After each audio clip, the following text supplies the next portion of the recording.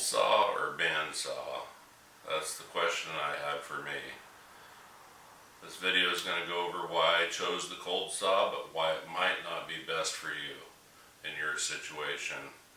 There's a lot of extra maintenance and daily use of a cold saw, and let's go over it. I chose the DAKE 315 cold saw. It runs on 110 power. It goes 45-degree angle. It sits on these ways to support its head. It has coolant. It runs over the saw blade onto the material. They go back, coolant goes back down and is screened through these screens back into the tank, and then gets pulled back up through the pump and just continues the feed. The coolant will get dirty over time and it'll need to be changed out.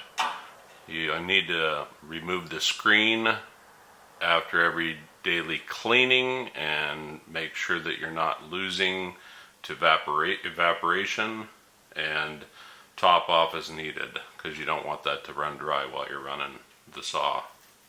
We'll go over that in the cleaning stage of this video. This is an anti-vibration step. It's a bar that goes closed with the vise that holds the other side of the cut. It's adjusted this way with the material so that you can put it on a straight cut or move it out of the way for a diagonal cut. Make sure you are clear of that with no material in there when you adjust your saw, and then once you're clear you can clamp in your material and proceed.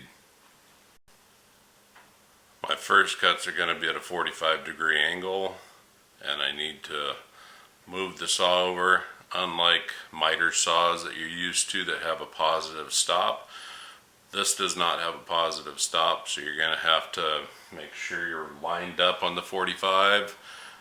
Make your first cut and check your 45-degree angle, combination square or some other device.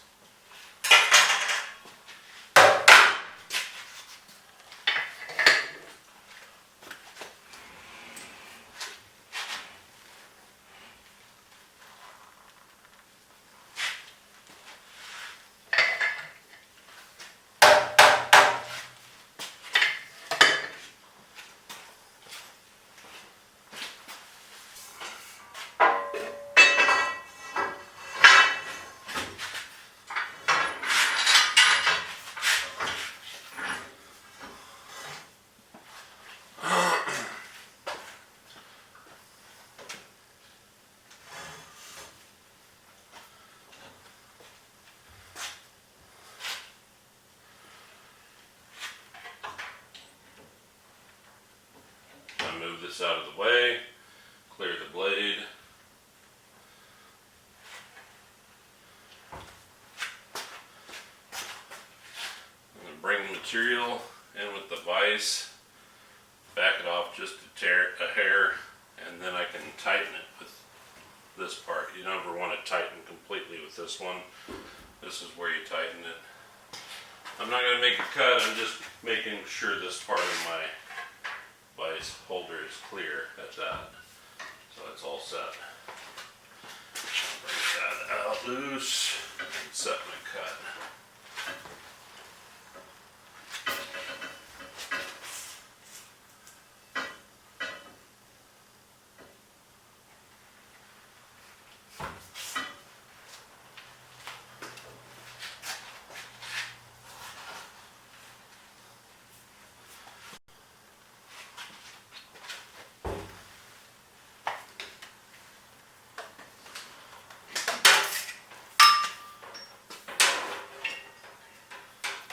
Plug it in,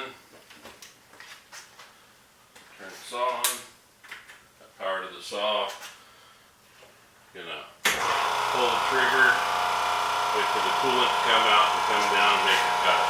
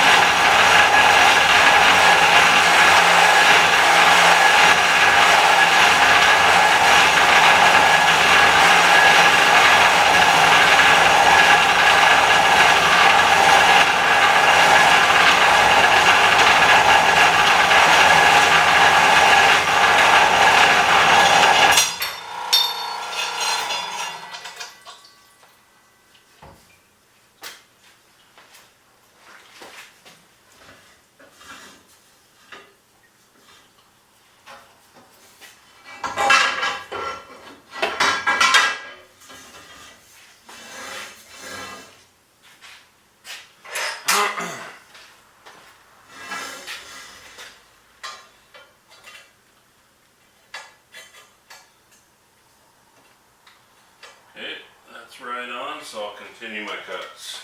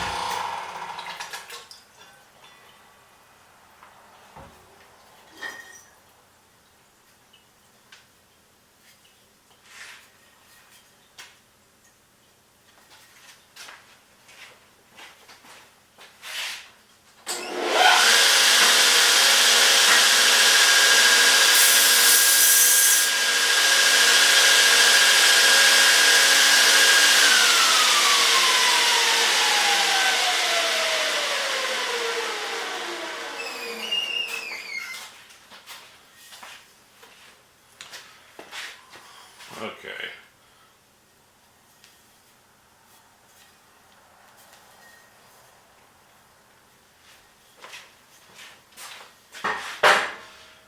I'll continue making my cuts and then show you at the end. I'll speed that up obviously. And at the end show you the cleanup and daily cleanup and maintenance.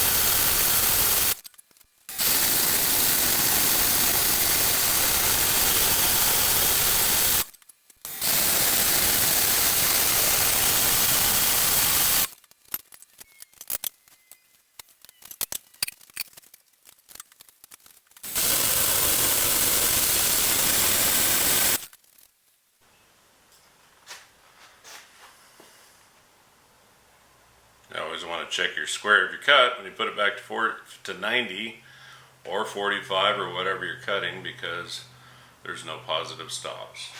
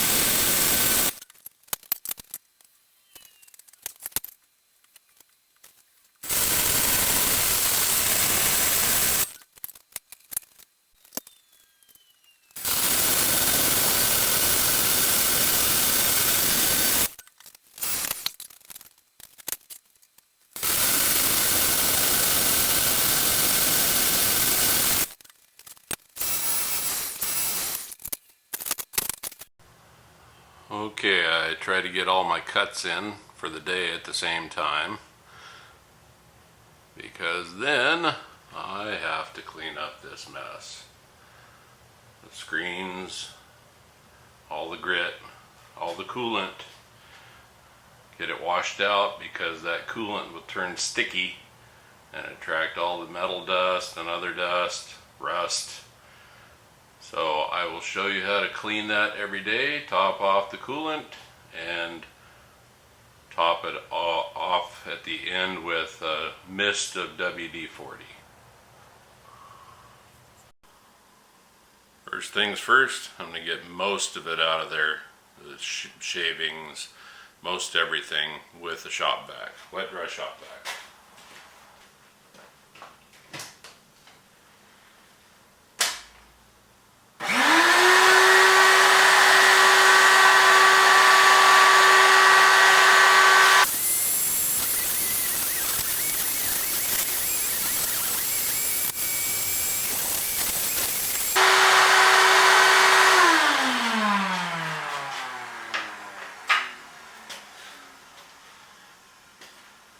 Now it's just clean water and a shop rag. I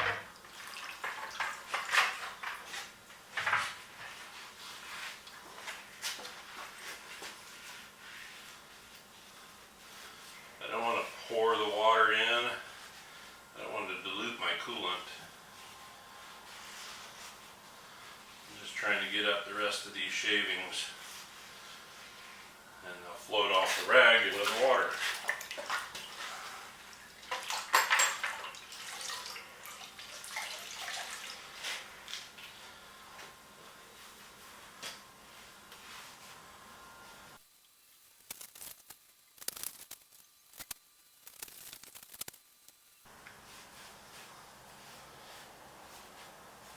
Definitely want to make sure you clean your ways right here that the saw head slides on.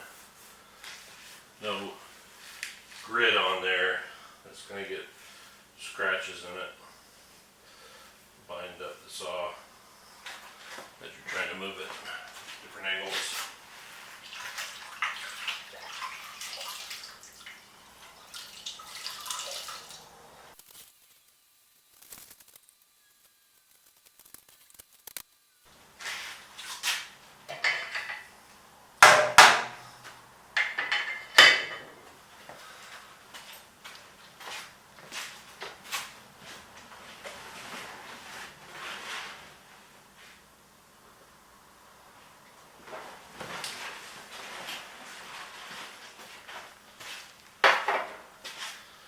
Okay, dry shop towel,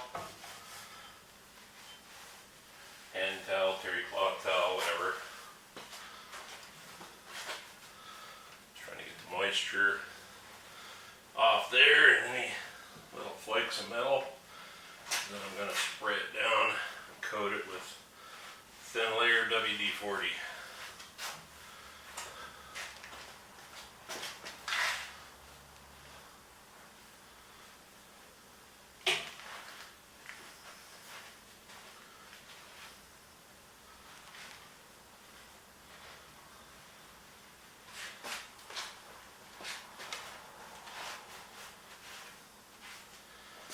And I do recommend bringing the vise back every time.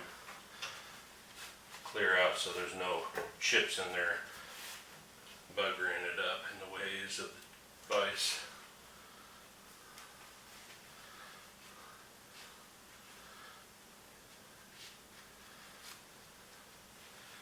Get in the habit of doing this every time you use it, whether it's for one cut or many.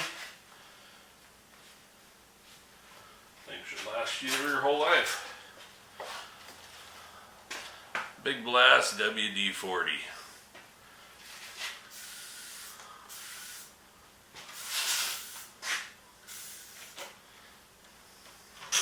Just a little extra layer of protection against the elements. Till the next time it gets used.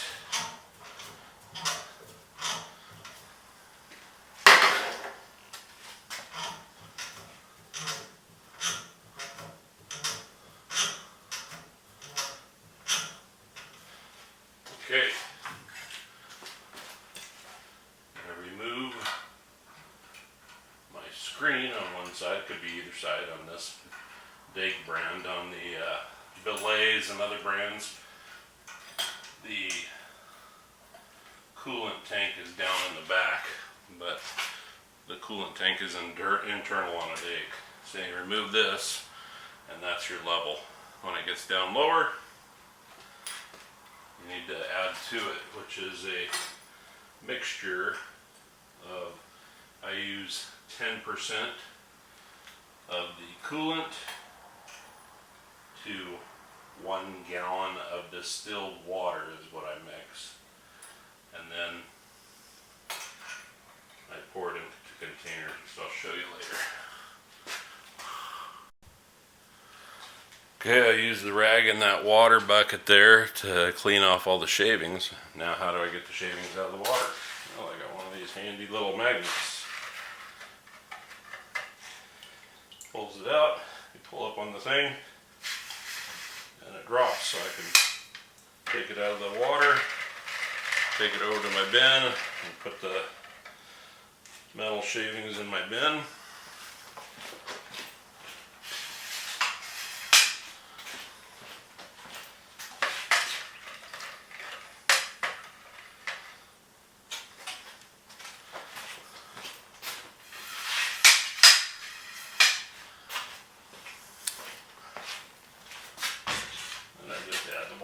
Quench tank, and eventually it will get replaced, dumped out in the backyard. Okay, let's talk saw blades.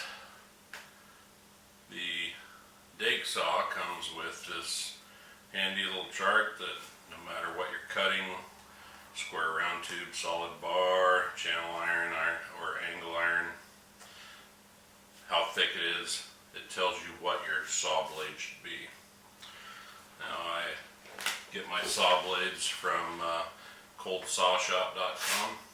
On their website they have a calculator where you can put in the type of material that you use and the different dimensions that you're going to cut, whether it's solid, whatever thick-walled or thin-walled tubing, whatever it is that you're going to cut, and it will recommend how many teeth and the angle of the blade. So for everything that I have 4 blades that cover everything I do, and I just made this myself off of their chart for what each of these 4 blades that I chose for my needs cover. So here I've got solid and flat stock thicknesses from 1/8 to 3/8 inch. I'm going to use the 280 teeth. From a 1/2 inch to 1 inch thick, solid or flat, is going to be the 180. So 280 for thinnest. Then we start to go thicker to 1 inch. 1 1/4 inch to 2 inch is the 120, which I use as a general purpose blade. That's why I have 2 of them, because unlike bandsaw blades, you can send these back to the cold saw shop to have them resharpened quite a few times. A lot cheaper in the long run, but not up front. That's something to keep in mind. And this from 2 1/4 inches to 4 inches thick of solid is going to be the 80 tooth.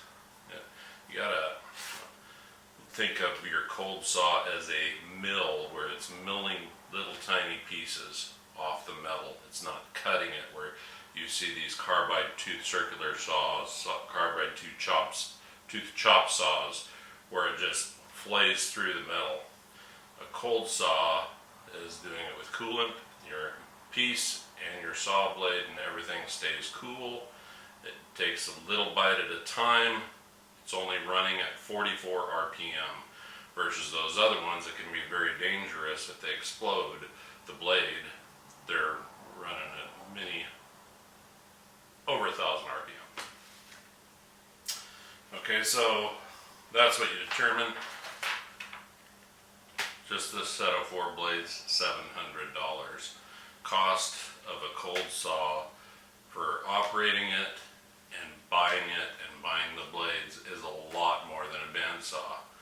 Why would I choose a cold saw versus a bandsaw? I wish I could have a bandsaw. It'd do everything that I needed to do for a whole lot cheaper, and they're accurate too. Why do I need a cold saw?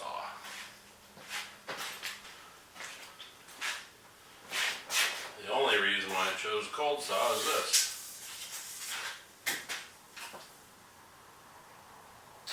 43 inches.